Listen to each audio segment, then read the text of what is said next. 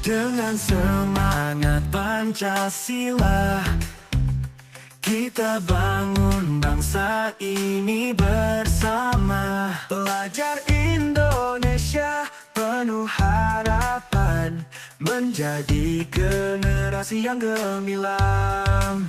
Semangat profil pelajar Pancasila, bersatu dalam cinta dan cita.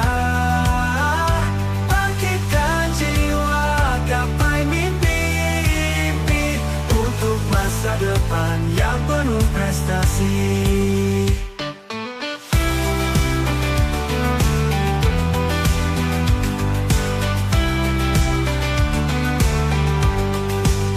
Di setiap langkah kita bersama, dengan nilai luhur yang mulia, berani peduli, penuh integritas, membangun negeri dengan semangat yang tulus. Semangat profil pelajar Pancasila, bersatu dalam cinta dan cita. Bangkitkan jiwa, gapai mimpi untuk masa depan yang penuh prestasi. Yuk kita lanjutkan perjuangan ini dengan tekad yang kuat dalam hati. Pelajar Indonesia teruslah berinovasi untuk negeri. Bismillahirrahmanirrahim. Assalamualaikum warahmatullahi wabarakatuh. Waalaikumsalam warahmatullahi wabarakatuh. Rabbi shrah li sadri wa yassir li amri wahlul 'uqdatam min lisani yafqahu qawli. Amin. Puji syukur kehadirat Allah yang telah memberikan rahmat-Nya kepada kita semua, sehingga pada kesempatan pagi hari ini kita masih diberikan nikmat iman dan juga sempat untuk hadir di lembaga kita untuk mengikuti kegiatan aksi nyata diseminasi penerapan budaya positif. Salawat dan salam semoga senantiasa tercurah limpah kepada uswatun hasanah kita Nabi Muhammad SAW yang kelak kita tunggu syafaatnya di yaumil akhir. Untuk tertib acara akan kami sampaikan rangkaian acara diseminasi pada pagi hari ini, yaitu yang pertama pembukaan, kedua menyanyikan lagu Indonesia Raya, kemudian yang ketiga sambutan dari Ibu Kepala Sekolah TK Asal Serani, yang keempat yaitu diseminasi penerapan budaya positif, dan yang kelima yaitu penutup. Untuk mengawali kegiatan kita pagi hari ini, mari kita bersama-sama membuka dengan bacaan basmalah. Bismillahirrahmanirrahim. Untuk acara selanjutnya yaitu menyanyikan lagu Indonesia Raya. Kepada para peserta diseminasi dipersilakan untuk berdiri.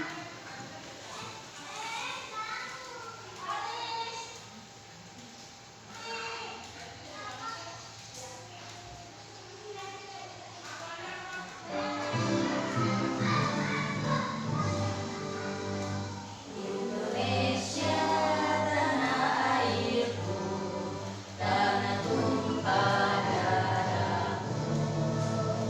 Di sanalah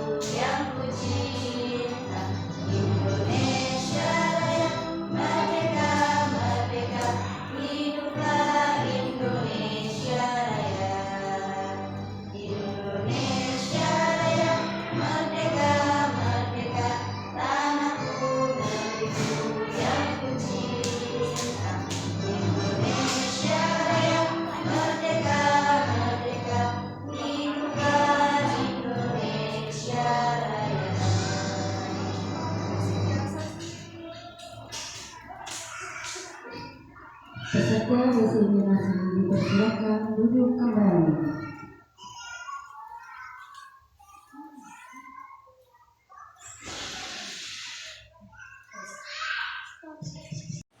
Acara selanjutnya yaitu sambutan dari Ibu Kepala Sekolah. Pada kesempatan pagi hari ini akan diwakili oleh guru senior TK Asalam, yaitu Ustazah Ciswati SPD. Kepada beliau kami persilakan. Bismillahirrahmanirrahim. Assalamualaikum warahmatullahi wabarakatuh. Waalaikumsalam warahmatullahi wabarakatuh. Alhamdulillahirabbil alamin. Asyhadu an la ilaha illallah wa asyhadu anna Muhammadar Rasulullah. Rabbi shrah sadri wa yassir li amri wahlul 'uqdatam min lisani yafqahu qawli. Amma ba'du. Alhamdulillah, puji syukur kehadirat Allah Subhanahu wa taala yang telah melimpahkan rahmatnya kepada kita semua.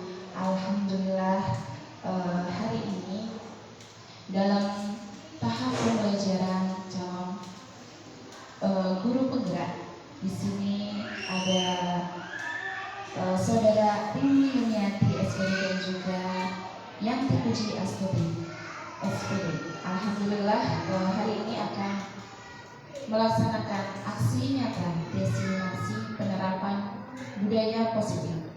Terima kasih juga para rekan teman sejawat, guru dan juga pendidik yang ada di TK Asalam, bahwa pendidikan guru penggerak sangatlah bermanfaat ya, bermanfaat bagi sekolah kita, di mana dalam pembelajaran guru penggerak banyak sekali pembelajaran yang akan kita dapat. Ya, salah satunya hari ini kita akan adakan itu diseminasi tentang penerapan budaya positif yang nanti akan dibawakan oleh saudara Rini Yuniati dan juga saudara yang terpuji Astuti.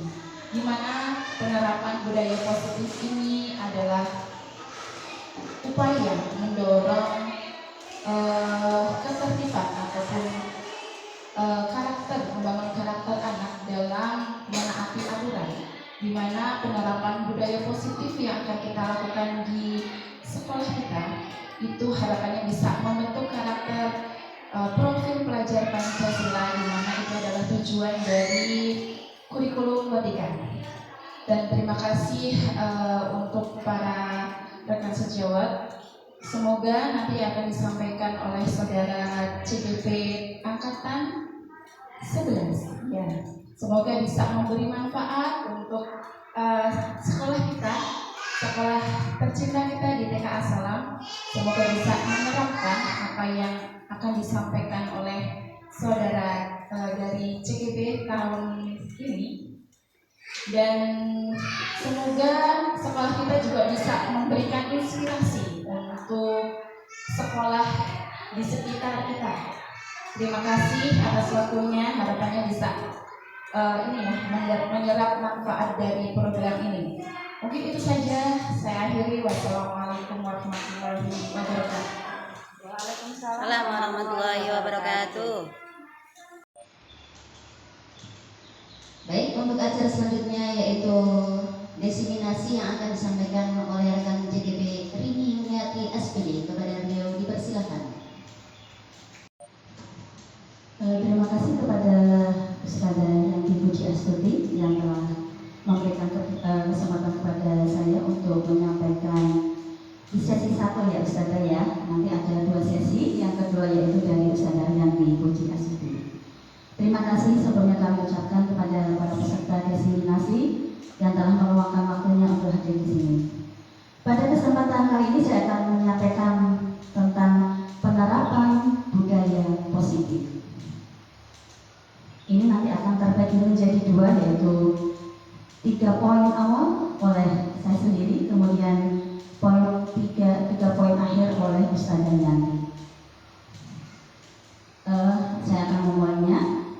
Di sekolah yang baik, di sekolah yang menjadi andalan kita ini, harus diciptakan sebuah budaya positif. Kenapa harus diciptakan sebuah budaya positif?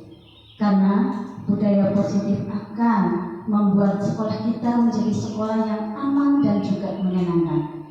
Kenapa harus aman dan menyenangkan?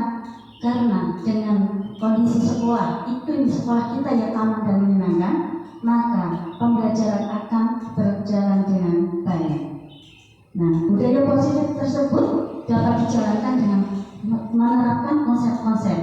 Jadi ketika ingin budaya positif kita itu berjalan dengan baik, maka konsep-konsep ini pun sebaiknya juga dijalankan di lembaga kita. Ada 6 konsep. Yang pertama yaitu disiplin positif, konsep yang kedua yaitu motivasi perilaku manusia, yang ketiga keyakinan kelas atau keyakinan sekolah, yang keempat kebutuhan dasar manusia, yang kelima posisi kontrol atau restitusi, dan yang terakhir yaitu segitiga restitusi. Nah, saya punya pertanyaan pemantik ini. Adakah yang tahu apakah disiplin positif itu? Kalau kita mendengar kata disiplin, pasti dalam bayangan kita itu kan, ya Allah, disiplin, kita harus kerja keras, kita harus tepat waktu semuanya. Ada yang tahu disiplin positif? Kalau positif lebih mengarah ke arah yang lebih baik ya. Kalau sekarang disiplinnya sendiri itu apa? Monggo, peserta bisa menyampaikan pendapatnya. Monggo, bisa ada Afi, barangkali mau berpendapat. Bisa maju ke sini, Ustaz.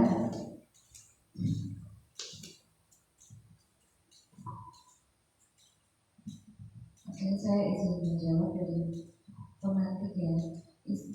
Maksud dari disiplin ini yakni disiplin tepat waktu, aturan. Ya, kalau positifnya yang berdampak bagi diri sendiri, gitu ya. Luar biasa ya. Terima kasih kepada Ustazah Alfi. Nah, sekarang saya ada lagi enggak yang mau menyampaikan pendapatnya tentang disiplin positif? Oh, enggak ada. Kita lagi aja, Us. Disiplin itu atasnya, Us. Disiplin itu berasal dari kata bahasa Latin, yaitu disciplina, yang artinya belajar. Makna asal dari kata ini berkonotasi dengan disiplin diri dari murid-murid Socrates dan Plato. Disiplin diri membuat orang menggali potensinya menuju sebuah tujuan apa yang dia hargai. Jadi setiap manusia itu mempunyai tujuan, dan tujuannya pasti yang terbaik.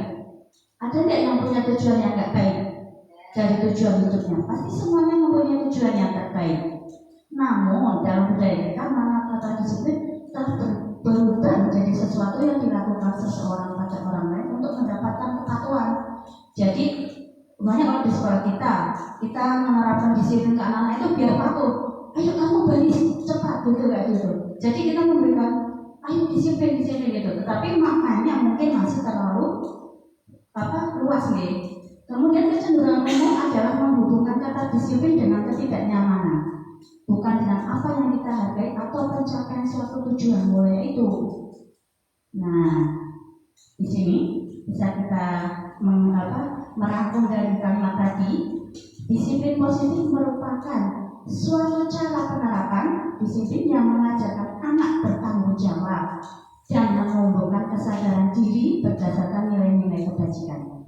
Jadi disiplin positif itu lebih ditekankan pada faktor intrinsik, faktor dari internal anak itu sendiri. Itu lebih baik dibandingkan ketika anak mendapatkan motivasi dari eksternal, dari luar.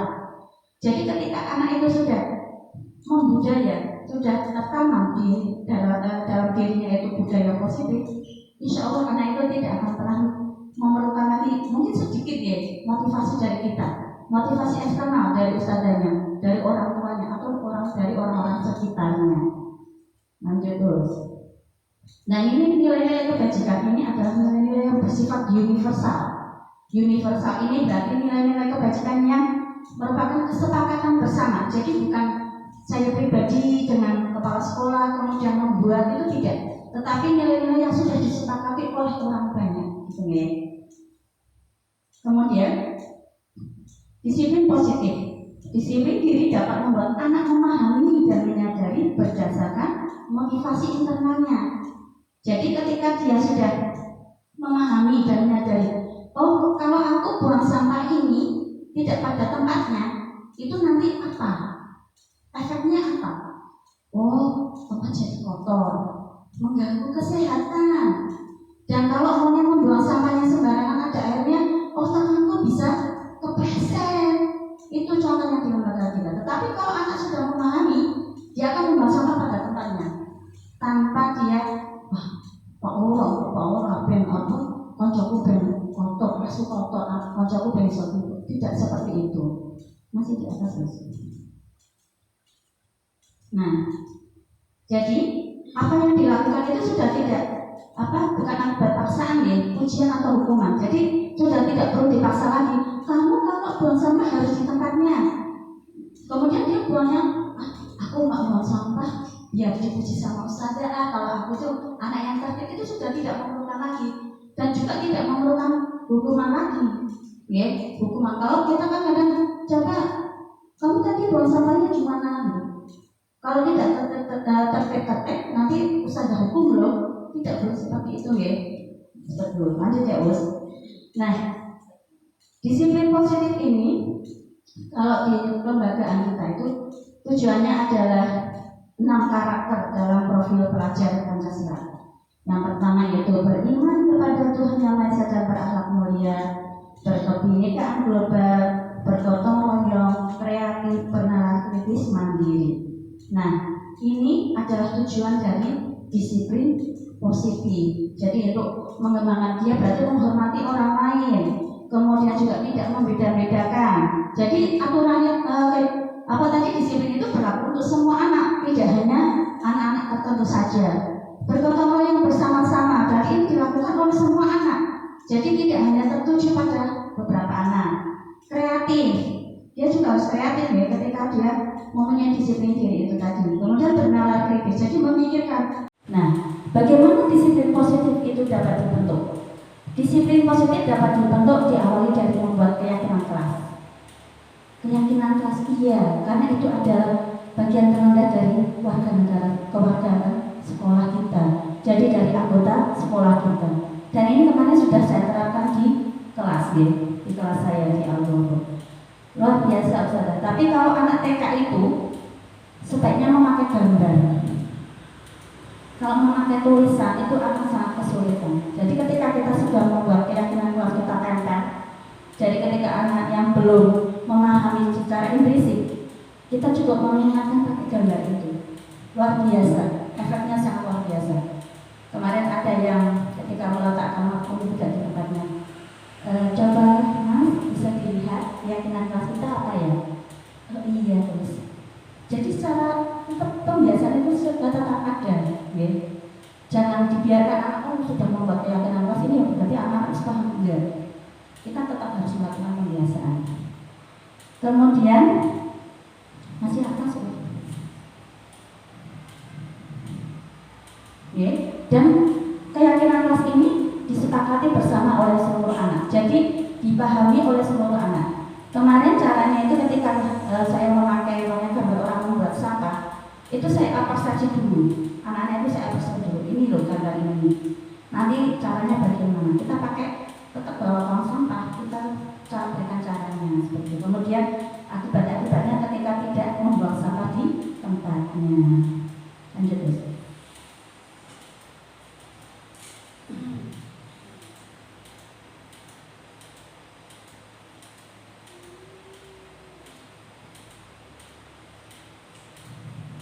Nah ini tadi ya, bagaimana cara kita menanamkan disiplin positif ya.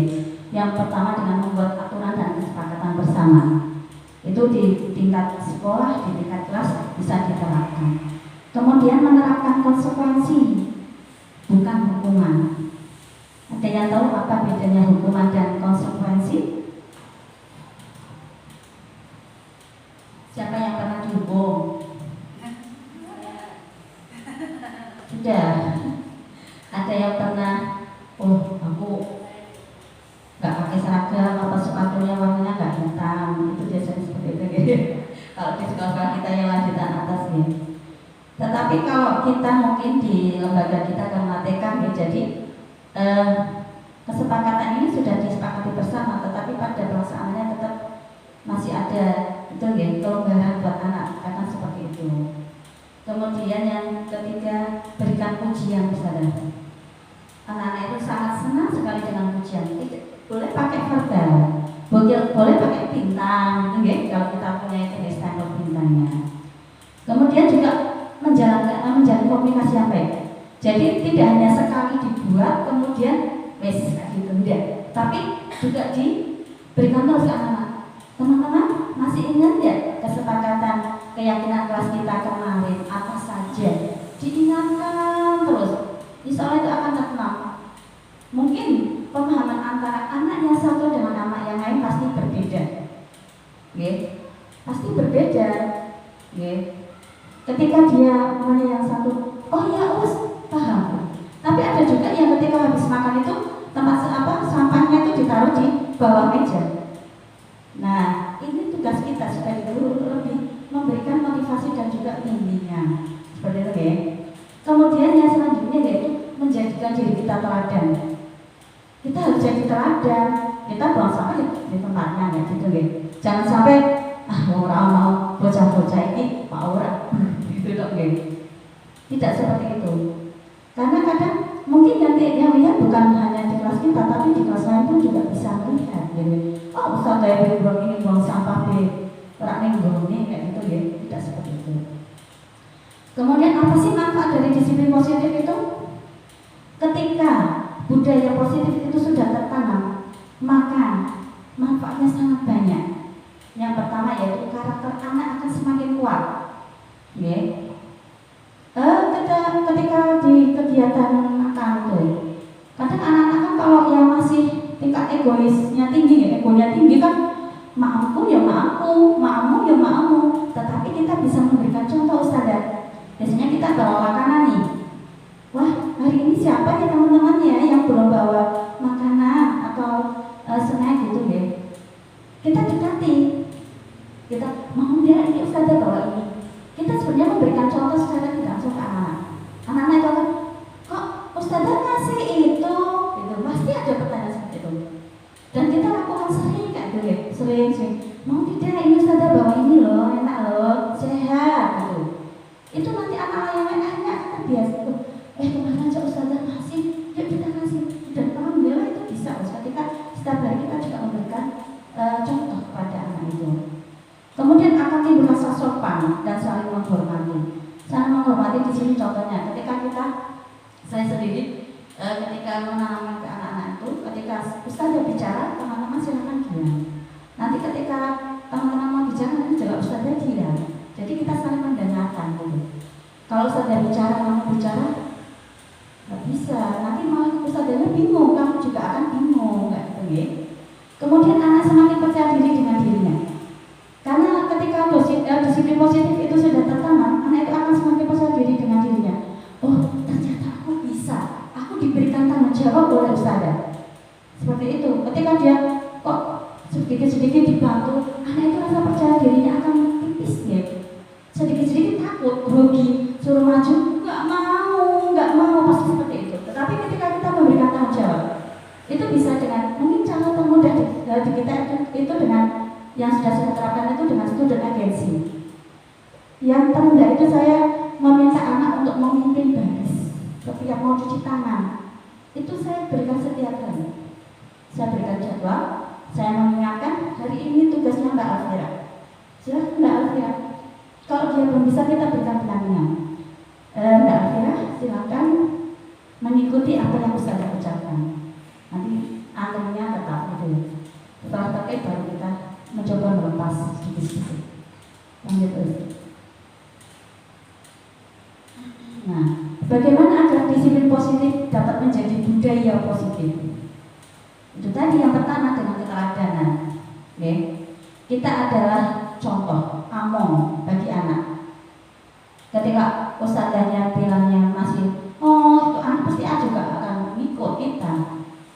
Bicara kita sopan, anak kita akan sopan. Seperti itu Ustazah.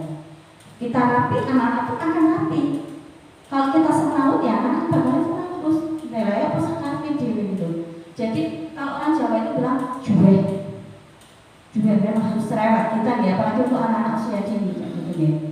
Kemudian juga pembiasaan, dibiasakan. sesuatu yang terbiasa buat anak. Di rumah pun akan seperti itu.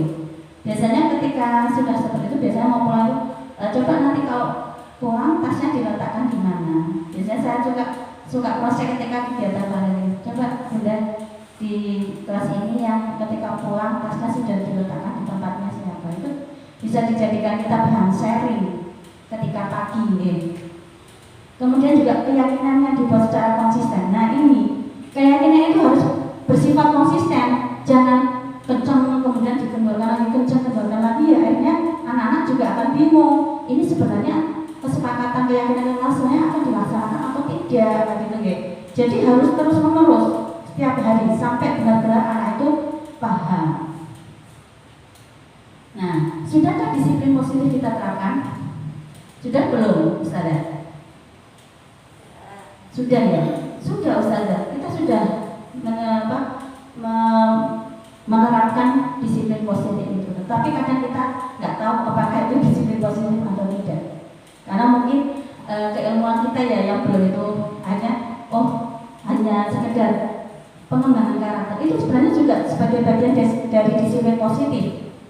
Ketika di akhir pekan kita upload deh, ini yang harus diberikan ke anak-anak itu kan, sopan santun, mengantri ketika cuci tangan, kemudian salam senyum sapa, itu kan juga disiplin positif. Nah itu harus ditekankan ke anak.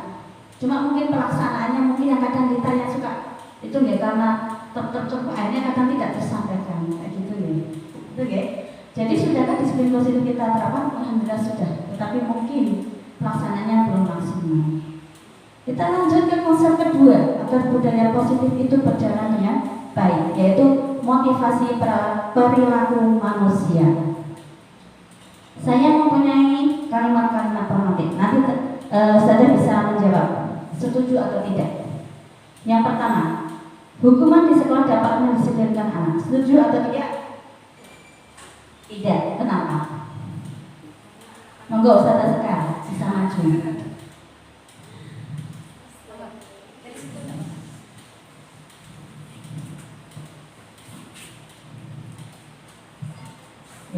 Ini saudara Sekar akan menyampaikan kenapa hukuman di sekolah dapat mendisiplinkan anak. Setuju atau tidak? Bismillah, saya akan menjawab dari pemantik. Kalau menurut opini saya, hukuman itu tidak sehat untuk anak usia dini karena akan memberikan rasa trauma psikolog terhadap orang dewasa yang berhadapan dengan dia. Jadi akan lebih baik bahwa dinasehati lebih secara harus dari hati ke hati. Itu akan memberikan kesan yang terbaik.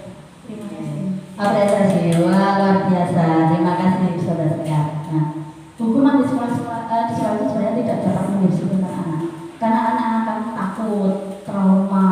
Aku pernah dihukum oleh ustazah, aku mau mangkat, kayak gitu karena takut sudah. Aku nanti kalau ini nggak dihukum sama ustazah, suruh apa gitu. Nah, kemudian yang kedua, pemberian hukuman dengan hal positif seperti membaca atau membersihkan halaman sekolah dapat meningkatkan disiplin anak. Setuju atau tidak?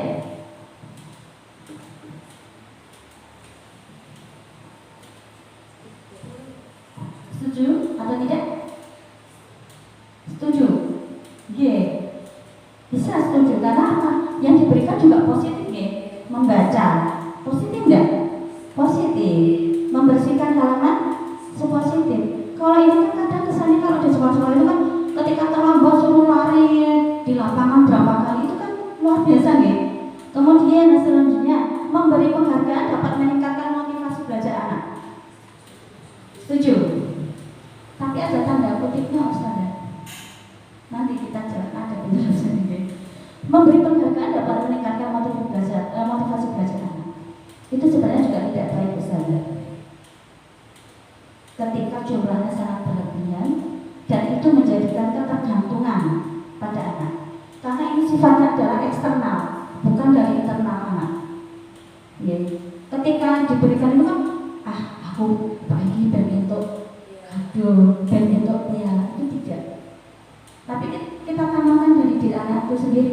Aku melakukan ini karena memang aku harus begitu gitu.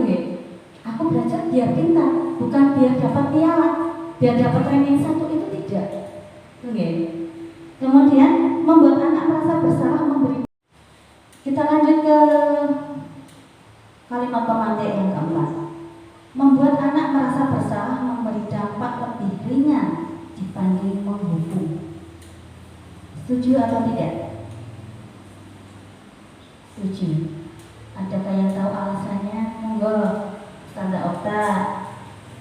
Kita monggo, nggak apa-apa Us.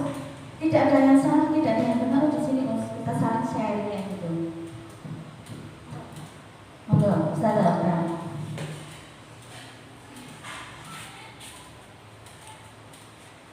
Baik, saya Ustaz Okta mau menjawab pertanyaan dari pemantik. Membuat anak merasa bersalah memberi dampak lebih ringan dibanding menghukum. Jadi menurut saya dengan memberi anak memberikan hukuman lebih ringan itu, menurut saya setuju sih, karena anak itu tidak terlalu tertekan dengan apa yang diberikan oleh guru, dampak yang kepada anak itu tidak menjadi beban hukumnya, tidak menjadi tertekan, dan anak cenderung lebih menerima gitu dibandingkan dengan menghukum seperti itu saja. Ya, terima kasih Ustaz Okta. Ya.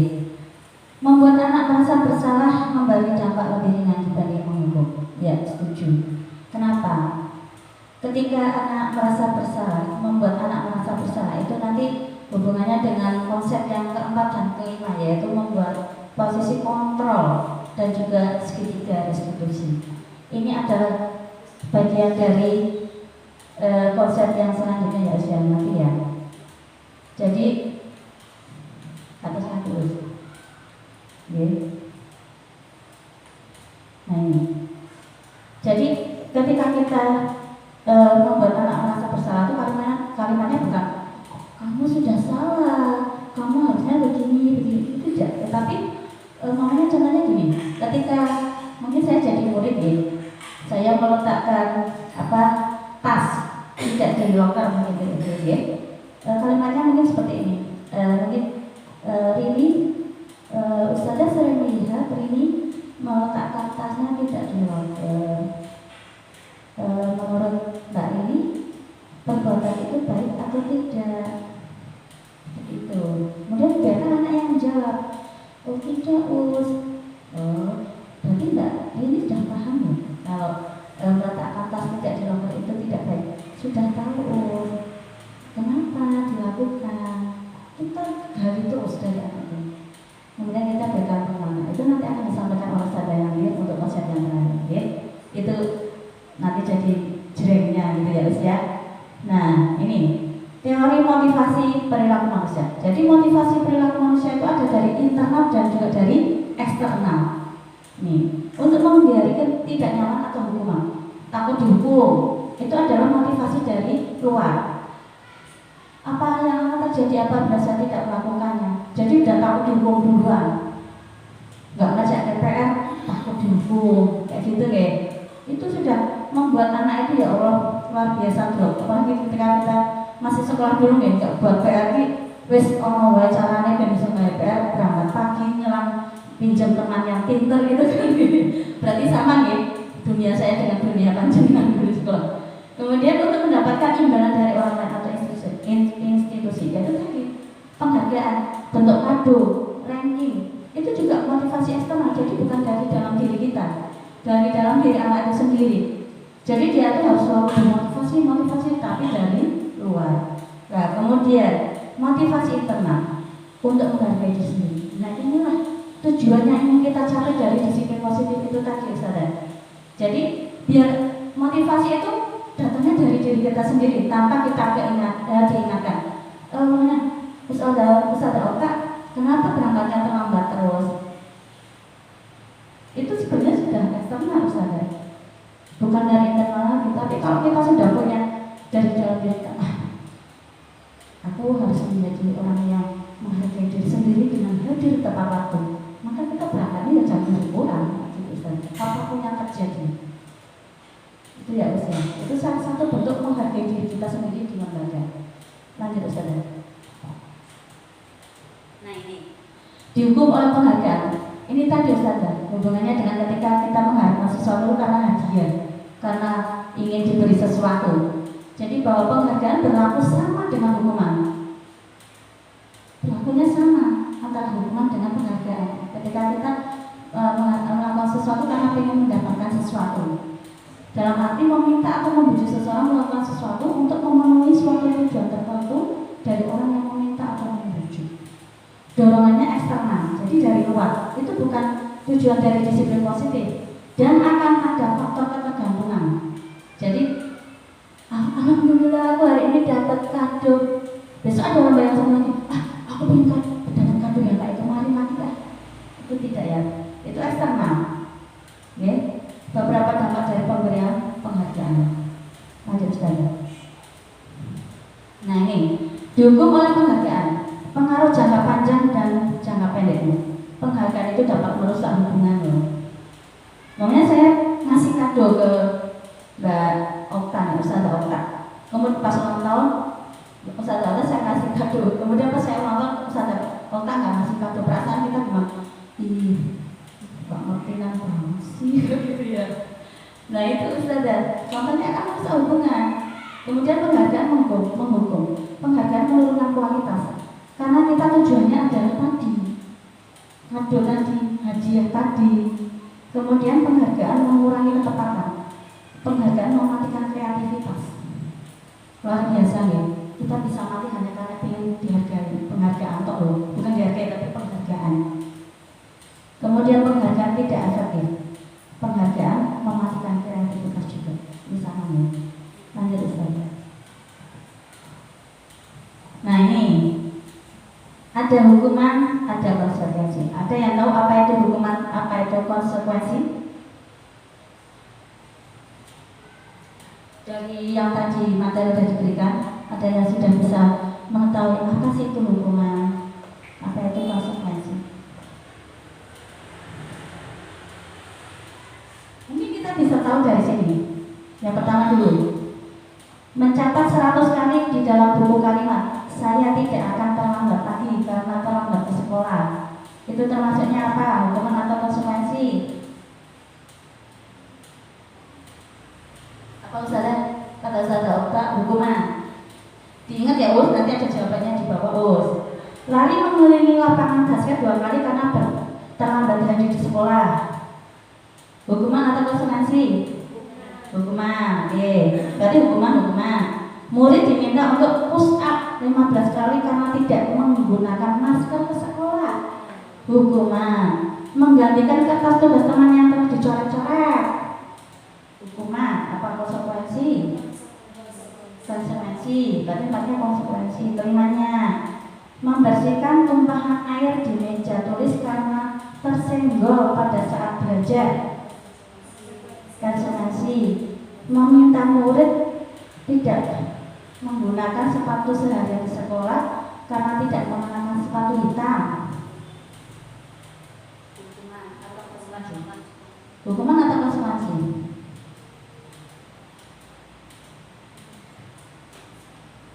Hukuman atau konsekuensi Ustazah sekarang?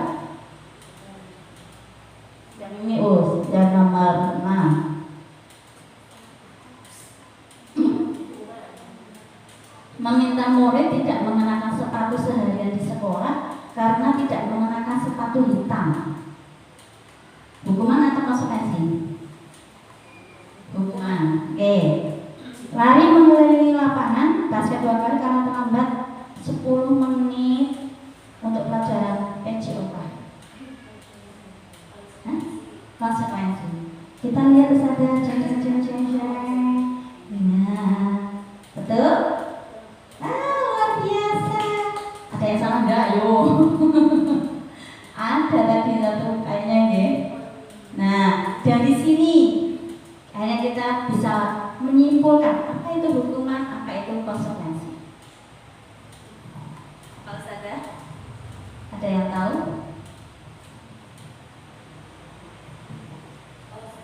Oke, monggo Ustazah.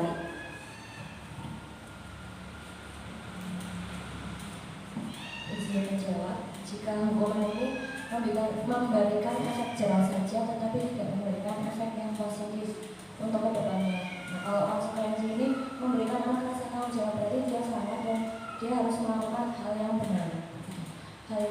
dimaksudkan untuk bertanggung jawab kepada dirinya sendiri seperti itu.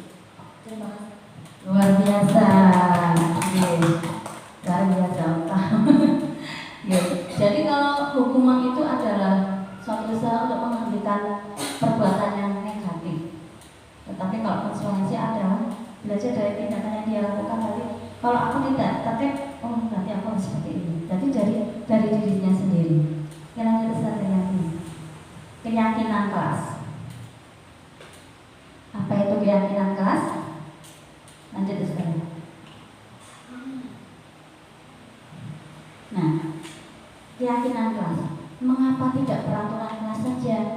Mengapa bukan peraturan sekolah saja? Mengapa harus keyakinan kelas? Ada yang bisa memberi pendapat? Kalau kita selama ini kalau di sekolah kan adanya tata tertib sekolah, peraturan sekolah. Ya. Apa itu bedanya dengan keyakinan kelas? Keyakinan sekolah. Saya jelaskan langsung ya. Masih di atas sekali, belum turun. Peraturan sekolah. Kalau peraturan sekolah, kalau kita flashback ke belakang, peraturan sekolah itu dibuatnya oleh siapa, saudara? Oleh guru, oleh kepala sekolah, hanya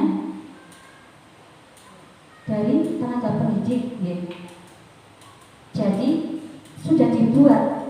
Kalau itu kayak sudah semacam formalitas peraturan sekolah. Harus datang ke sekolah jam 7.30 WIB, kayak gitu ya. Tidak boleh memakai perhiasan. Tidak boleh kan? Banyak ya. Kata-katanya banyak kan? Tidak memakai, tidak dan tidak.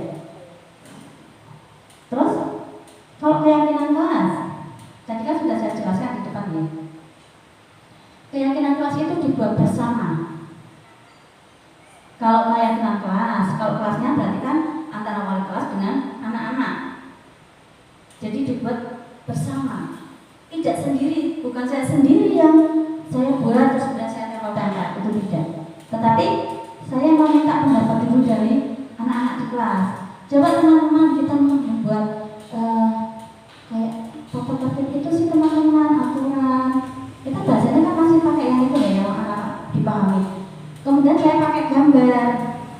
Saya pakai gambar dulu. Gambarnya saya jelaskan. Ini nanti berarti teman-teman seperti ini.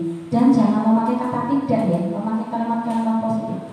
Hanya ketika tidak membuang sampah sembarangan itu tidak, tapi membuang sampah pada tempatnya. Kemudian kita kasih gambar orang membuang sampah seperti itu. Anak-anak kan lebih suka melihat gambar dibandingkan tulisan. Apalagi untuk anak-anak yang belum dapat membaca ya, dengan lancar itu dia lebih paham dengan gambar. Termasuk ketika dia di fase membacanya masih magical step ya, masih melihat gambar-gambar, dia akan dengan melihat gambar bisa menyampaikannya dengan bahasa dia, gitu ya. Jadi kalau peraturan itu lebih condong dibuat oleh beberapa orang saja. Kalau di sekolah ya biasanya guru sama kepala sekolah, atau mungkin itu peraturannya sudah turun-temurun.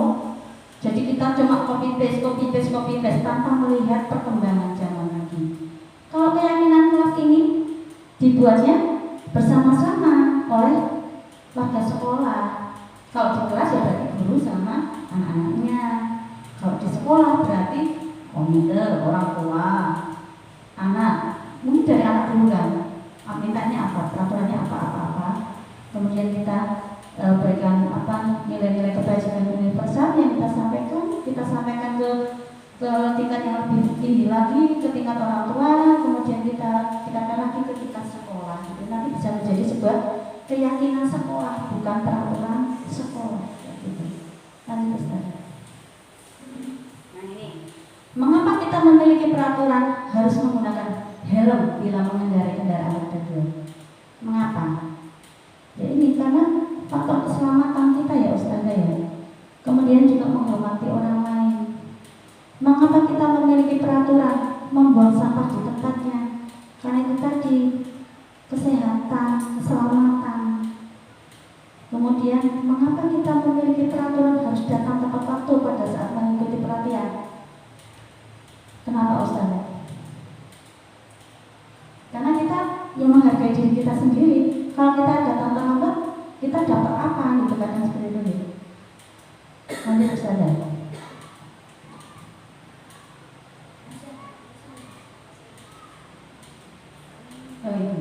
Untuk mendukung motivasi intrinsik, kembalikan ke nilai-nilai keyakinan-keyakinan kita, karena akan lebih menggerakkan seseorang dibandingkan mengikuti serangkaian peraturan-peraturan. Jadi keyakinan kelas itu dibuat dari pendapat banyak orang gitu ya, banyak anak-anak gitu. Jadi ketika nilai beda nilainya ketika hanya diputuskan oleh 1-2 orang saja dengan diputuskan secara bersama. Ketika diputuskan secara bersama secara mufakat, otomatis dia akan lebih dipakai oleh orang lain. Selanjutnya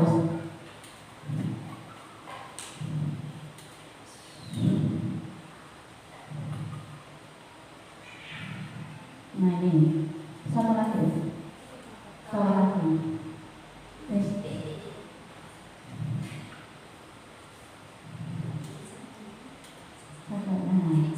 Nah ini pembentukan keyakinan sekolah atau kelas yang tadi sudah saya sebutkan. Keyakinan kelas bersifat lebih abstrak daripada peraturan yang lebih rinci dan konkret. Keyakinan kelas berupa pernyataan-pernyataan universal. Jadi pernyataan-pernyataan yang disepakati oleh banyak orang, disepakati bersama. Jadi bukan hanya kesepakatan saya sendiri, keyakinan saya sendiri, atau dari kepala sekolah, tetapi ini sudah memiliki nilai kebersamaan.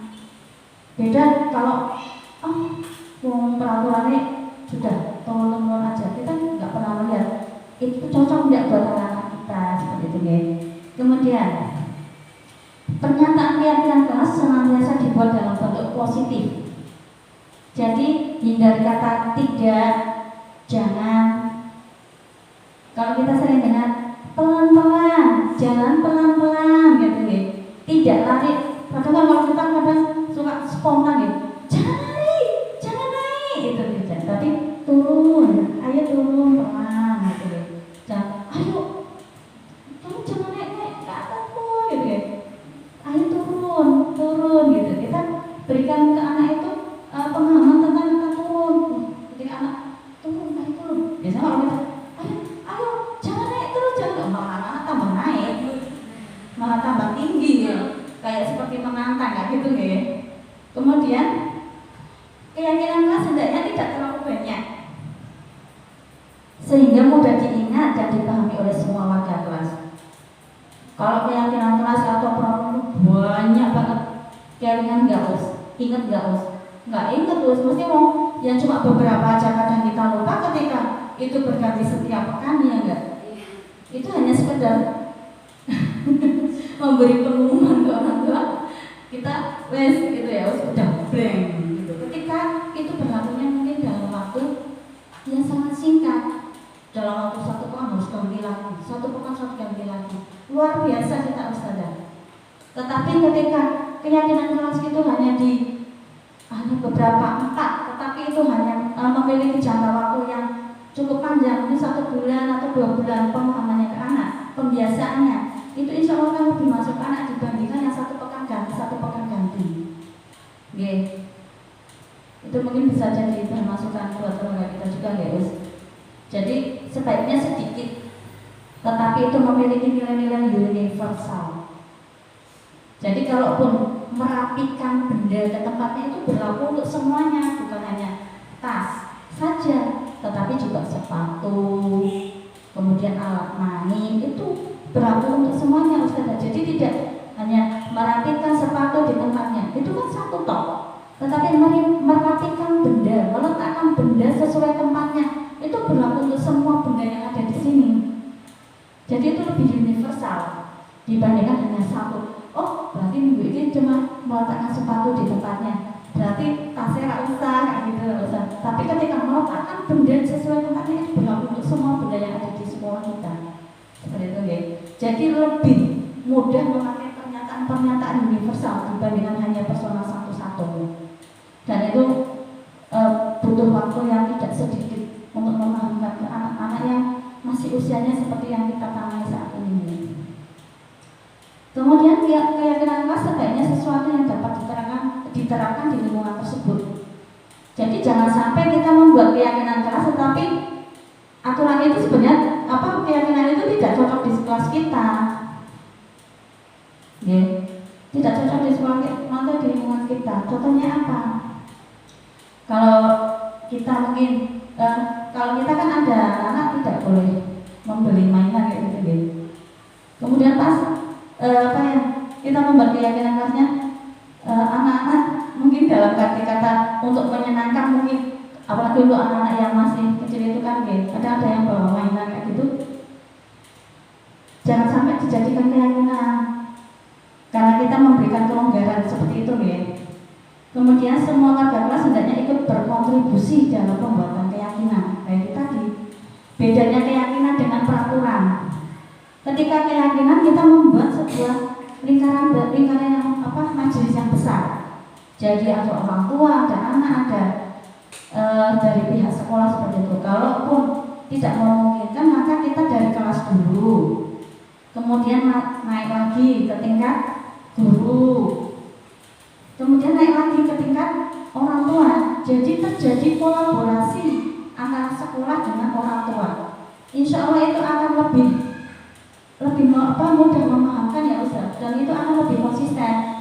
Beda acaranya ketika yang menerapkan hanya sekolah saja, tetapi di rumah juga tidak diterapkan.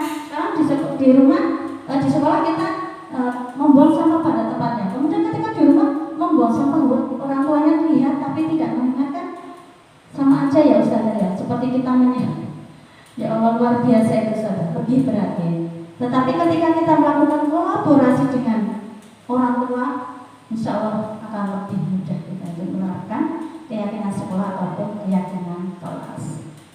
Lanjut Ustaz. Nah, bersedia meninjau kembali keyakinan kelas dari waktu ke waktu. Jadi ketika keyakinan kelas itu umumnya kita terapkan dalam waktu 2 bulan, kemudian hasilnya kok sudah positif, kita bisa menggantinya. Tidak harus keyakinan kelas itu berlaku jangka panjang. Kita lihat, umumnya sopan santun anak sopan santun anak. Kok kita lihat selama 2 bulan itu perubahannya sudah signifikan. Anak-anak sudah tidak memerlukan banyak motivasi ekonomi dari kita. Anak-anak sudah paham bicara dengan ustadzanya, ustadzah, kemudian lewat di depan ustadzanya aja ustadzah. Dia cuma nyelonong masih nyelonong berarti belum.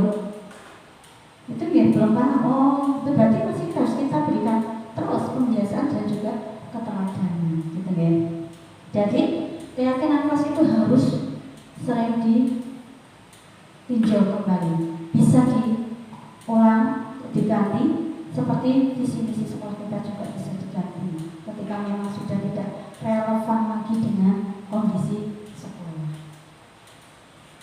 Lanjut Ustazah. Nah, alhamdulillah. Untuk 3 konsep awal pertama sudah saya sampaikan. Untuk yang selanjutnya monggo kepada Ustazah Yanti Puji Astuti. Demikian 3 konsep dari penerapan budaya positif yang telah saya sampaikan. Untuk 3 konsep selanjutnya akan disampaikan oleh Ustazah Yanti Puji Astuti. Monggo kepada Ustazah Yanti. Ya, terima kasih kepada Ustazah ini. Beri aplaus yang meriah, Ustazah ini luar biasa. Baik, terima kasih kepada Ustazah ini yang sudah memberikan tadi 3 konsep di awal ya. Saya akan melanjutkan untuk 3 konsep selanjutnya. Baik, sebelumnya Assalamualaikum warahmatullahi wabarakatuh. Iya, alhamdulillah. Izinkan teman-teman saya berbagi ilmu ya. Di sini kita nanti banyak sharingnya ya teman-teman ya. Nanti lebih banyak interaktifnya. Jadi nanti mudah-mudahan ilmu ini bermanfaat bagi kita semua di kelas ya. Oke, bismillahirrahmanirrahim. Baik, untuk konsep keempat yaitu 5 kebutuhan dasar manusia. Apa informasi gitu ya. Kebutuhan dasar di sini yaitu seluruh tindakan manusia yang memiliki tujuan tertentu, gitu ya. Kemudian semua yang kita lakukan adalah usaha terbaik kita untuk mendapatkan apa yang kita inginkan, gitu ya. Dan ketika kita mendapatkan apa yang kita inginkan, sebetulnya saat itu kita sedang memenuhi satu atau lebih dari kebutuhan dasar tersebut, gitu ya. Kemudian apa saja sih? Ada 5 kebutuhan dasar, yaitu 1. Kebutuhan untuk bertahan hidup, kebutuhan kasih sayang dan rasa diterima, ketiga kebebasan, yang keempat kesenangan, dan yang kelima yaitu penguasaan. Untuk yang pertama yaitu kebutuhan untuk bertahan hidup, ya. Kebutuhan ini termasuk kebutuhan fisiologis, misalnya kesehatan, rumah, makanan, juga kebutuhan biologis. Komponen fisiologisnya yaitu perasaan rasa aman, itu juga termasuk dari kebutuhan bertahan hidup, gitu ya. Kemudian yang kedua yaitu kebutuhan untuk kasih sayang dan rasa diterima. Kebutuhan akan hubungan dan koneksi sosial, kebutuhan untuk memberi dan menerima kasih sayang, dan kebutuhan untuk merasa menjadi bagian dari suatu kelompok. Kebutuhan ini juga meliputi keinginan untuk tetap terhubung dengan orang lain seperti teman, gitu ya, keluarga, pasangan hidup, tempat kerja, bahkan sampai binatang peliharaan dan kelompok di mana kita tergabung, di sekolah, di tempat kerja, gitu ya. Kemudian untuk ketiga, kalau 1 tadi kan termasuk kebutuhan yang fisiologis ya. Kalau keempat yang lainnya itu termasuk kebutuhan psikologis, psikis, gitu ya. Kemudian yang ketiga yaitu kebutuhan kebebasan, ini juga termasuk kebutuhan psikologis, yaitu kebutuhan akan kemandirian, otonomi, memiliki pilihan, dan mampu mengembalikan arah hidup seseorang, gitu ya. Nah, anak-anak dengan kebutuhan kebebasan yang tinggi menginginkan pilihan, mereka perlu banyak bergerak, suka mencoba-coba, gitu ya, dan tidak terlalu terpengaruh dengan orang lain, dan senang mencoba dengan hal baru dan menarik, gitu ya. Kemudian yang keempat yaitu kebutuhan akan kesenangan. Anak-anak dengan kebutuhan dasar kesenangan yang tinggi biasanya ingin menikmati apa yang dilakukan. Mereka juga bisa konsentrasi tinggi saat mengerjakan hal yang disenangi. Misalnya saat pelajaran area bermain itu anak lebih suka di satu area saja, gitu ya, di satu titik permainan saja. Sebenarnya kita menyediakan 4 permainan, tapi dia sukanya misalnya di Lego saja, seperti itu mungkin, gitu ya. Mereka juga bisa konsentrasi tinggi saat mengerjakan hal yang disenangi. Mereka sampai membuat bentuk Lego membuat robot yang bagus, gitu ya. Mereka suka permainan dan suka mengoleksi barang, ya, suka bergurau, suka melucu, dan juga mengemaskan. Itu kadang di kelas kita ada yang seperti itu ya, suka bergurau, melucu, gitu ya, suka koleksi apa tadi, bungkus permen, gitu ya, suka koleksi apalagi batu-batu, mungkin ya, batu-batu lucu, unik, gitu ya. Bahkan saat mereka bertingkah laku buruk, ya, mereka itu masih terlihat lucu seperti Azmi, gitu ya, lucu sekali kan ya. Ketika dia jawabnya apa, gitu ya, dia punya alasan itu masih lucu, ya. Jadi itulah anak-anak, gitu ya. Kemudian yang terakhir yaitu penguasaan, kekuatan untuk mencapai sesuatu, gitu ya, menjadi kompeten, menjadi terampil, diakui atas prestasi dan keterampilan kita, didengar dan memiliki rasa harga diri, gitu ya. Anak-anak yang memiliki kebutuhan dasar akan penguasaan yang tinggi biasanya selalu ingin menjadi pemimpin, gitu ya. Kisya itu ya, bisa suka, gitu ya, Kak Aqua, gitu ya, ada ya di kelas kita ya. Mereka suka mengamati sebelum mencoba, gitu ya. Terus mereka juga akan kecewa ketika melakukan kesalahan, gitu ya. Mereka juga biasanya rapi dan sistematik dan selalu ingin mencapai yang terbaik, gitu ya. Baik, di sini ada pertanyaan nih ya teman-teman ya. Sebagai guru, ketika murid Anda melakukan kesalahan, tindakan mana yang akan Anda lakukan, gitu ya? Nah, di sini ada yang pertama, pernyataan yang pertama, menunjukkan kesalahannya dan memintanya melihat kesalahannya baik-baik, gitu ya.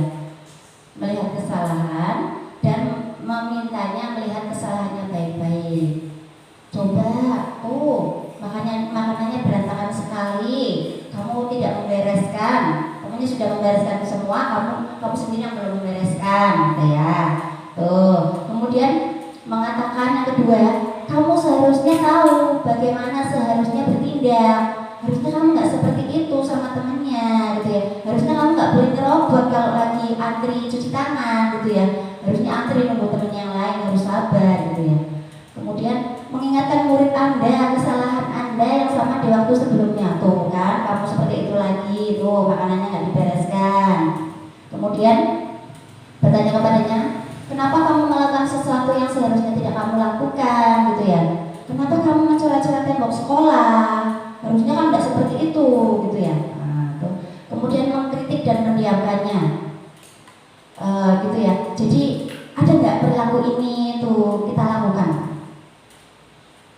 Ada nggak? Kalau Anda melakukan tindakan-tindakan di atas, mungkin Anda membuat murid Anda merasa menjadi anak yang gagal. Jadi kita nggak boleh kritik anak kita, gitu ya.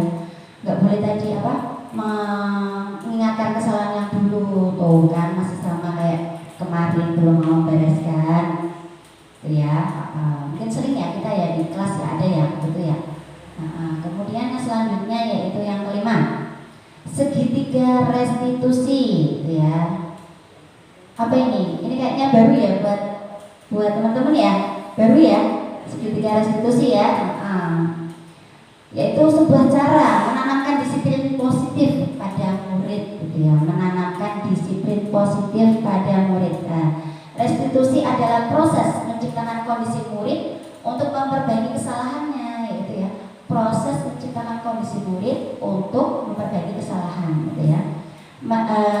Sehingga mereka kembali pada kelompok mereka dengan karakter yang lebih baik dan lebih kuat lagi, gitu ya. Mampu diterima lagi di kelompoknya. Segitiga restitusi ini, ketika murid berbuat salah, guru akan menanggapi dengan cara yang memungkinkan murid untuk membuat evaluasi internal tentang apa yang mereka lakukan untuk memperbaiki kesalahan mereka. Jadi mereka akan tahu kesalahan mereka, gitu ya, tanpa kita harus menghakimi atau gimana. Itu mereka tahu, oh kesalahanku seperti ini, gitu ya. Dan mendapatkan kembali harga dirinya.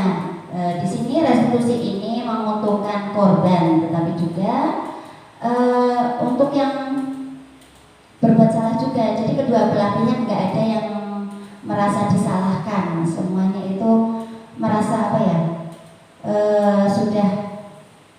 sudah terdamaikan semua, nggak ada yang merasa tersakiti, gitu ya.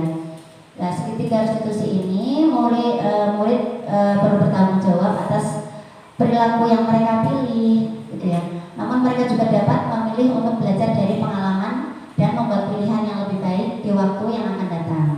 Nah, ketika guru memecahkan masalah perilaku mereka, murid akan kehilangan kesempatan untuk mempelajari keterampilan yang berharga untuk hidup mereka. Ya, jadi kalau kita mendikte mereka akan kehilangan keterampilan hidup mereka. Mereka nggak tahu problem solvingnya nanti ketika mereka dewasa. Mereka akan selalu didikte orang tuanya kah, temannya kah, gitu ya. Mereka nggak punya problem solving sendiri nantinya. Nah, di sini ada ciri-ciri restitusi yang memberikan dengan program disiplin lainnya, gitu ya. Yang pertama yaitu restitusi bukan untuk menebus kesalahan, namun untuk belajar dari kesalahan itu sendiri, gitu ya. Kemudian restitusi memperbaiki hubungan, gitu ya, yang tadinya berselisih menjadi damai kembali dan tidak ada rasa dendam. Itu kalau pakai restitusi. Restitusi adalah tawaran, bukan paksaan. Kita nggak memaksa sama anak, tapi kita memberikan tawaran. Apa yang harus dilakukan kalau kamu tadi memukul, gitu ya, nanti anak dengan refleks dia akan bilang akan minta maaf, gitu ya. Jadi dari dalam diri dia, gitu ya. Restitusi menuntun untuk melihat ke dalam diri, jadi introspeksi diri, gitu ya, ke anak-anak kita, gitu ya. Kemudian restitusi mencari kebutuhan dasar yang mendasari tindakan. Jadi apa sih yang mendasari dia melakukan itu? Misalnya ada anak yang mengambil bekal temannya. Ada berbagai macam kebutuhan dasar yang belum dipenuhi, gitu ya. Salah satunya mungkin satu, lapar. dia nggak bawa bekal gitu ya. Kemudian mungkin dia bawa bekal tapi nggak suka gitu ya. Kebutuhan dasar berarti kebutuhan dasar akan apa ya, itu tadi apa, kebebasan mungkin ya, kebebasan memilih menu. Dia di rumahnya dibuatnya itu terus, jadi dia nggak diberi kebebasan sama ibunya gitu ya.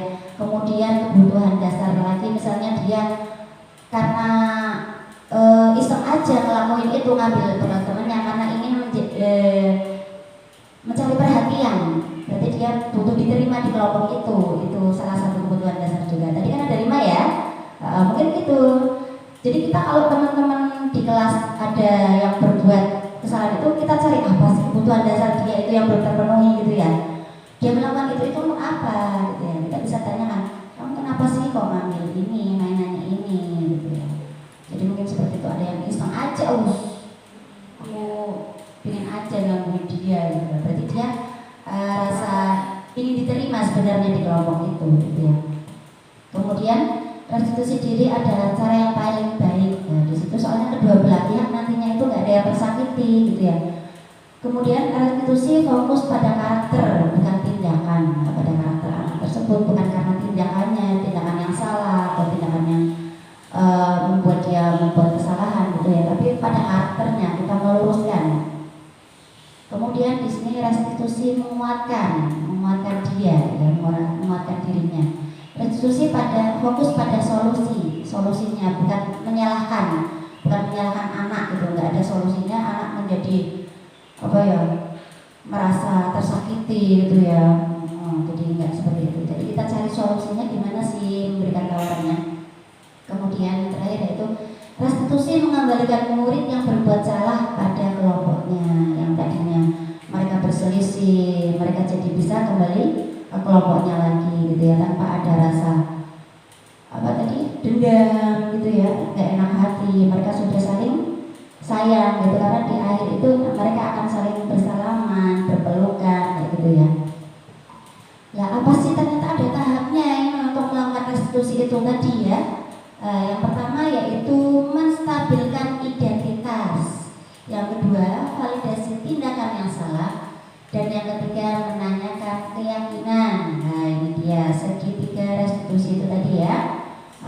Kemudian selanjutnya apa sih dengan menstabilkan identitas ini? Ini bisa nanti dipraktekkan teman-teman ketika di kelas menjumpai anak-anak yang bermasalah, bisa praktekkan itu. Ketika di kelas itu nggak bisa langsung diterapkan, boleh nanti selesai pembelajaran. Misalnya kok masalahnya terlalu itu ya, kompleks ya, banyak anak yang melakukan itu, kita bisa memanggil satu-satu, kita tanya. Jadi jangan bareng-bareng, nanti mereka itu gitu ya. Jadi sendiri-sendiri kita tanya, kenapa sih kamu tadi seperti itu gitu ya.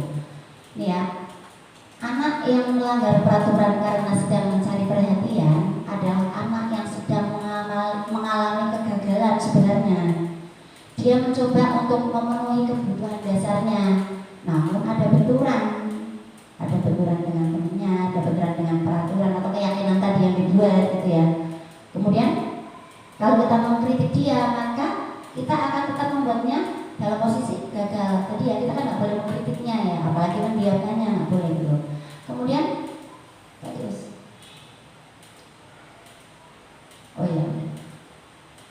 kemudian tidak ada manusia yang sempurna gitu ya. Saya misalnya ini adalah perkataan yang bisa kita tanyakan ketika kita melakukan menstabilkan identitas. Nah, tidak ada manusia yang sempurna gitu ya. Mungkin kalau anak-anak kita bingung ini Ustazah bilang apa, mungkin kita disesuaikan dengan anak kita ya. Kalau sama anak-anak mungkin bahasanya nggak seperti ini. Mungkin kita kalau bahasa seperti ini sama anak-anak SMA, SMP gitu ya. Saya juga pernah melakukan kesalahan, Ustazah juga pernah melakukan kesalahan gitu ya. Tapi kan tidak diteruskan gitu ya. Jadi seperti itu. Kita bisa menyelesaikan ini. Kemudian Bapak Ibu, Ustazah tidak tertarik mencari siapa yang bersalah, menanya tadi siapa yang salah. Jadi tidak seperti itu. Tapi Bapak Ibu mencari solusi dari permasalahan tersebut. Ustazah mencari solusi gitu ya, bukan mencari kesalahan. Kemudian kamu berhak merasa begitu. Misalnya dia merasa bersalah, ya memang merasa bersalah. Kamu merasa apa ya? Misalnya dipukul, kamu merasa disakiti, ya memang kamu merasa disakiti. Jadi apa yang dia rasakan kita benarkan rasa itu. Iya, kamu dipukul ya, sakit ya. Nah, kita benarkan rasa itu gitu ya. Kemudian apakah kamu sedang menjadi teman yang baik buat dirimu sendiri gitu ya. Kemudian di sini yang kedua itu tadi ya. Yang kedua yaitu validasi tindakan yang salah. Menurut teori kontrol, semua tindakan manusia baik atau buruk pasti memiliki tujuan atau maksud tertentu, yaitu memenuhi kebutuhan dasar. Intinya itu tadi, 5 kebutuhan dasar itu kita harus upruk-upruk itu usia. Apa sih anak kita itu sebenarnya apa? Ingin apa ini ya? Yaitu ini dia perkataan atau kata kalimat yang kita lontarkan kepada anak-anak ketika kita melakukan tahap kedua validasi itu. Padahal kamu bisa melakukan yang lebih buruk dari ini ya. Wah iya ya, sebenarnya kamu ini misalnya bisa saja kamu mendorong dia itu ya, tapi kamu itu ya hanya menyinggolnya sedikit tadi ya, nggak apa-apa ya, kamu mudah-mudahan nanti bisa itu ya memperbaiki gitu mungkin ya. Kamu pasti punya alasan mengapa kamu melakukan hal itu gitu ya. Kamu pasti patut bangga pada dirimu sendiri karena kamu telah melindungi sesuatu yang penting buat kamu. Kamu boleh mempertahankan sikap itu. Tapi kamu harus menambah, menambahkan sikap yang baru, gitu ya. Mungkin kamu boleh mempertahankan sikap itu, misalnya mempertahankan diri, gitu ya, mempertahankan diri. Dia nggak mau meminjamkan mainan, gitu ya, mempertahankan diri. Kamu boleh mempertahankan itu, tapi kamu lebih baik lagi kalau kamu mau berbaginya dengan teman, itu kan lebih baik, gitu ya. Itu validasi tindakan yang salah. Kemudian yang ketiga yaitu tahap selanjutnya itu menanyakan keyakinan kelas tadi yang sudah dibuat bareng-bareng di kelas tadi. Ini ya, apa yang kita percaya sebagai kelas atau keluarga. Kalau kita sebagai keluarga kita harus apa ya sama teman kita. Berarti harus sayang, harus apa lagi? Harus berbagi gitu ya mungkin ya. Kemudian apa nilai-nilai umum yang kita telah sepakati tadi, apa kesepakatannya? Iya, harus berbaris rapi, nggak boleh menyerobot gitu ya, harus berbaris antri. Jadi ini nggak ke depan duluan, kita harus menunggu barisan antrian gitu ya. Lah, apa bayangan kita tentang kelas yang ideal gitu ya? Kelas kita itu pengen apa sih? Kelas yang seperti apa? Nanti anak-anak kita itu biasanya pengen seperti ini, pengen ada mainan ini, seperti itu mungkin ya. Nah, kamu ingin jadi orang seperti apa gitu ya? Aku ingin jadi seperti ustadzah misalnya, tadi jadi teladan yang baik ya. Aku ingin jadi seperti ustadzah gitu ya. Ustadzah pinter, ustadzah sayang sama aku, ustadzah suka mengelus aku ingin jadi ustadzah yang sayang sama aku, kayak gitu mungkin ya. Kemudian ini selanjutnya yaitu 5 posisi kontrol. Ini yang terakhir ya. Yang terakhir 6. Konsep ke-6 yaitu 5 posisi kontrol kita sebagai guru. Ya, apa saja sih? Yang satu yaitu penghukum. Yang kedua, membuat merasa bersalah. Yang ketiga, sebagai teman. Keempat, sebagai pemantau, dan kelima sebagai manajer. Ya. Sebagai penghukum, seorang penghukum bisa menggunakan hukuman fisik maupun verbal, ya kan? Mungkin itu, Ustazah pernah dulu nggak dihukum? Pernah ya, ada yang pakai omongan gitu ya, omongannya menyakitkan hati. Mungkin teringat sampai sekarang? Mungkin ada tindakan juga, kita dilempar penghapus gitu ya. Pernah ya, itu kan teringat terus ya. Ya Allah, udah bertahun-tahun gitu ya. Itu kata-katanya biasanya itu ya. Cenderung kasar gitu ya. Patuhi aturan saya atau awas gitu ya. Kamu selalu saja salah. Selalu. Kamu pasti selalu, dan yang terakhir selesai gitu ya. Kamu lagi selesainya terakhir gitu ya. Yang kedua yaitu pembuat merasa bersalah. Itu juga ternyata pada posisi ini biasanya guru akan bersuara lebih lembut, mungkin lebih halus, tapi ternyata tetap menyakitkan gitu ya. Pembuat rasa bersalah akan menggunakan keheningan yang membuat orang lain merasa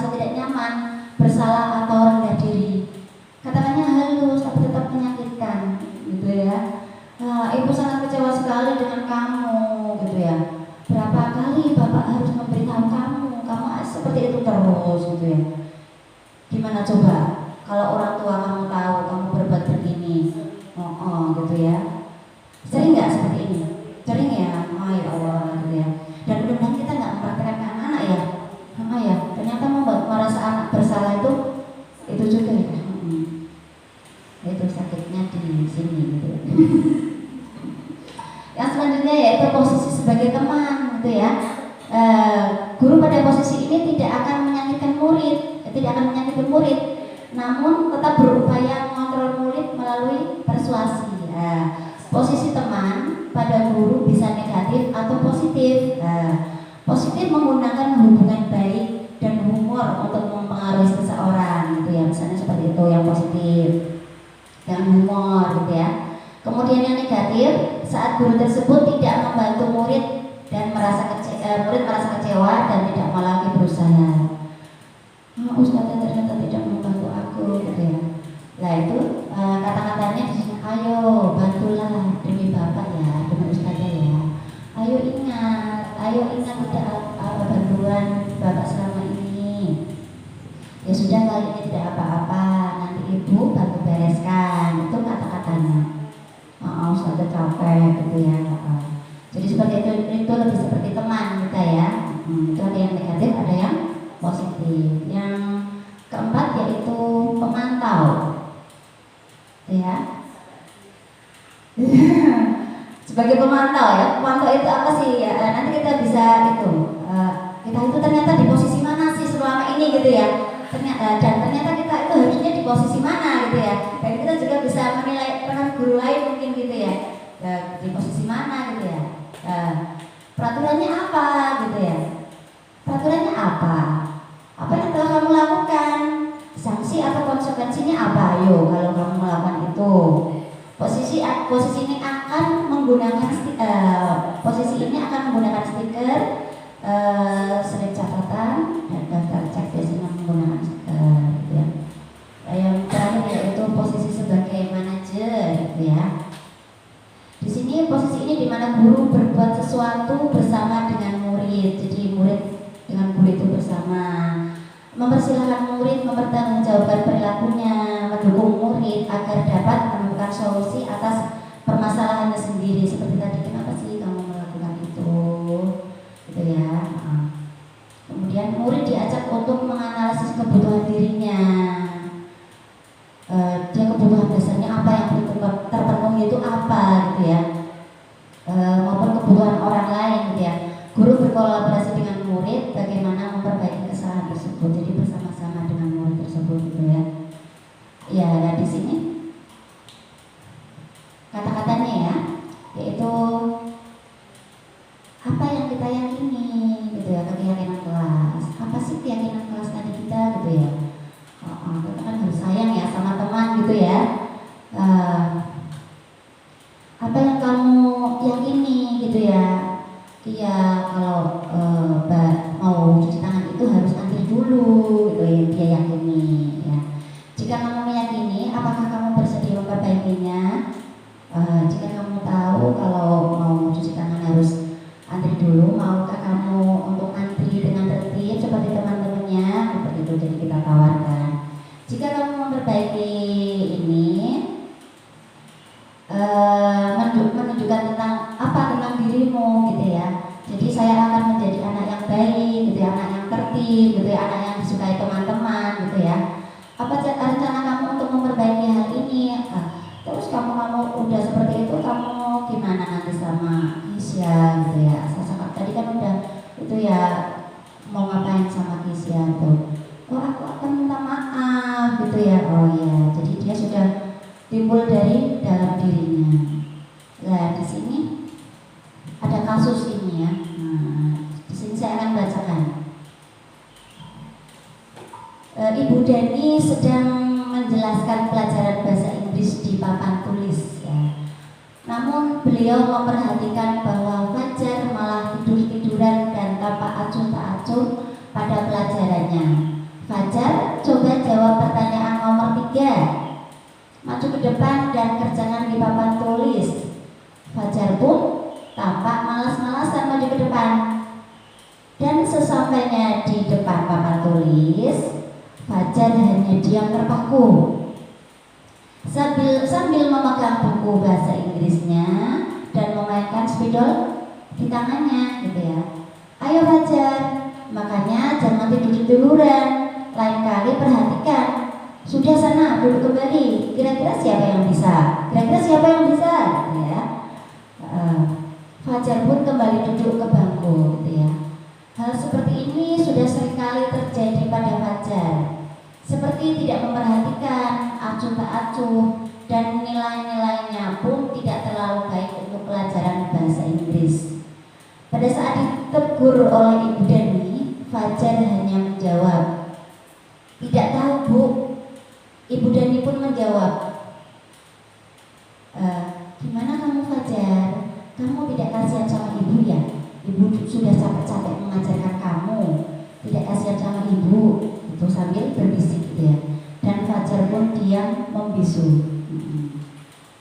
Nah, mesti teman-teman sudah mengira-ira tadi apa saja sih kalimat yang dilontarkan oleh guru. Mesti sudah tahu ya. Sudah ada bayangan apa saja sih itu ya. Nah, ini yang pertama pertanyaannya, posisi kontrol apa yang diambil oleh Ibu Deni dalam pendekatannya dengan Fajar? Apa? Siapa yang bisa? Apa ya? Oke, memantau. Memantau terlihat dari mana? Pakai mic ya? Pakai mic. Kalau maju boleh maju. Gak apa-apa. Ya, kalau menurut saya itu pemantau ya Ustazah ya. Pemantau. Dilihat, oh berarti anak ini tidak bisa sesuai dengan apa yang gurunya diharapkan. Terus siapa yang bisa gitu. Dilihat lagi mencoba memberikan yang lain kesempatan seperti itu. Ya, luar biasa. Terima kasih Ustazah Alfi ya. Sebagai pemantau ya, ada lagi nggak? Tadi ada apa lagi? Ada kalimat apa lagi di dalamnya? Apa lagi tadi coba ya? Yang di itunya kasusnya. Nah, itu apa ya? Di situ ada, gimana kamu Fajar? Kamu tidak kasihan sama ibu ya? Ibu sudah capek-capek mengajarkan kamu, tidak kasihan sama ibu, itu apa sih? Oh, nggak merasa bersalah ya? Itu juga ya? Wah, iya ya. Ternyata ada itu juga ya, ada nggak merasa bersalah seperti itu kan itu ya. Tadi ya posisi kontrolnya ada tadi sebagai pemantau, tidak merasa bersalah, gitu ya. Kemudian membaca sikap Fajar, kira-kira kebutuhan apa, kebutuhan dasar apa Fajar? Apa sih kok tadi kok di kelas males-malesan, nilainya tidak tinggi gitu ya, nilainya jelek, itu kenapa itu? Coba Fajarnya. Kebutuhan dasarnya apa sih? Kan ada bertahan hidup, ada kasih sayang, kebebasan, penguasaan gitu ya. Jadi dia mungkin ingin bebas gitu ya, nggak mau berekspresi gitu ya. Mungkin kan ada cara untuk menyampaikan pembelajaran dengan menyenangkan gitu ya.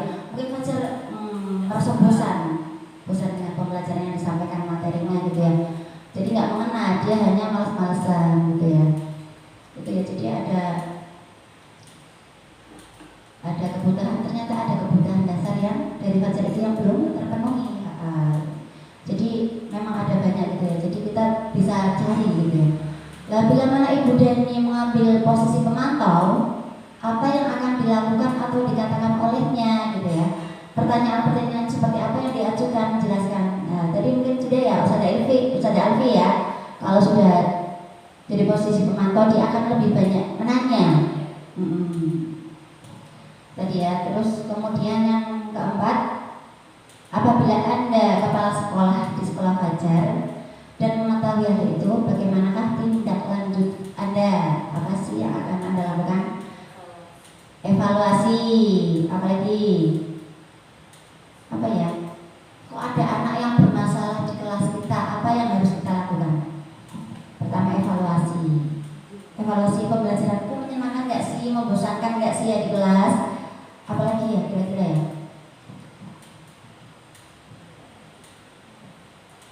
visit oh visit ya, berkunjung ya.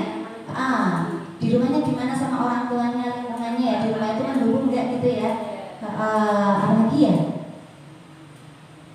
Apa ya? Mungkin kita bisa apa? Mencari solusi ya, sharing ya, sharing bareng ya, sharing bareng dengan anak tersebut. Kenapa sih kamu kok malas-malas di kelas? Kenapa sih kamu kok nggak semangat di pelajaran ibu gitu ya? Kita cari solusinya. Kenapa kira-kira ada hal yang nggak membuat nyaman kamu itu seperti apa sih? Jadi seperti tadi, selain mencari kebutuhan dasar, kita juga harus apa? Mencari solusi tadi ya, berdiskusi dengan anak tersebut. Kemudian apa lagi? Udah mungkin itu ya.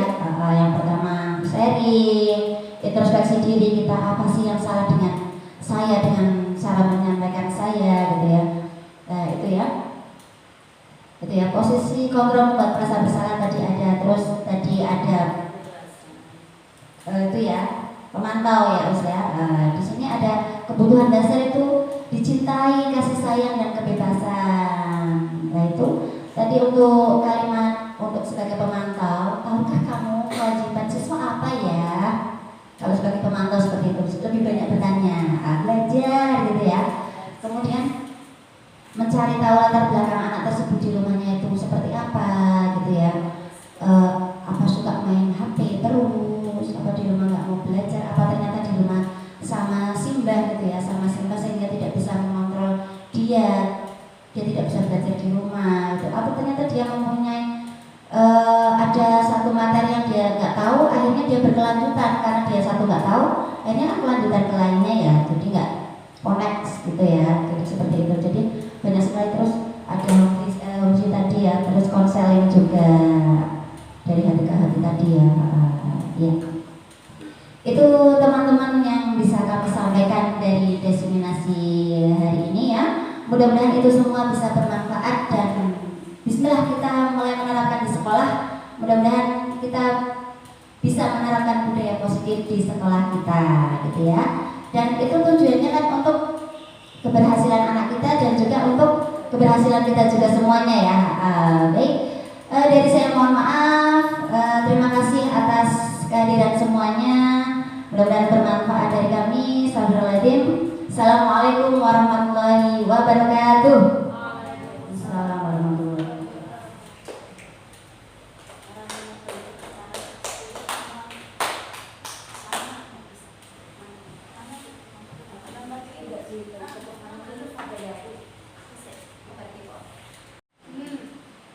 Terima kasih kepada Ustazah Yanti yang telah menyampaikan diseminasinya untuk 3 kursus yang terakhir. Masya Allah, luar biasa ya. Semoga kita bisa menerapkan budaya positif di lembaga kita ya, insya Allah akan membawa sekolah yang aman dan menyenangkan dan juga memberikan dampak pembelajaran yang lebih baik lagi pada anak kita. Untuk acara yang terakhir yang penutup ya Ustaz, mari kita tutup dengan bacaan hamdalah. Kurang lebihnya mohon maaf. Assalamualaikum warahmatullahi wabarakatuh. Waalaikumsalam warahmatullahi wabarakatuh. Semangat Pancasila, kita bangun bangsa ini bersama.